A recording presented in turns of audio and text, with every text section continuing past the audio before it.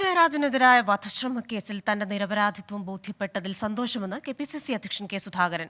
ഹൈക്കോടതി വിധി സിപിഐഎമ്മിനുള്ള തിരിച്ചടിയാണ്. തന്നെ രാഷ്ട്രീയമായി ഇല്ലാതാക്കാനുള്ള സിപിഐഎം പദ്ധതിയായിരുന്നു കേസ്. സുപ്രീം കോടതിയെ സമീപിച്ചാൽ അവിടെയും കേസിനെ നേരിടുമെന്നും കെ സുധാകരൻ പ്രതികരിച്ചു. ഇല്ലാത്ത കുറ്റത്തിന് പ്രതിയാക്കി, എന്നെ ഒരു ക്രിമിനൽ ലീഡറാക്കി, എന്നെ രാഷ്ട്രീയത്തിൽ നശിപ്പിക്കാൻ ശ്രമിച്ച ഇടതുപക്ഷത്തിൻ്റെയും BJPയുടെയും രാഷ്ട്രീയ നയങ്ങൾ, ആ നയങ്ങൾക്കെതിരെയുള്ള തിരിച്ചടിയാണ് ഇന്നത്തെ കോടതിയുടെ വിധി.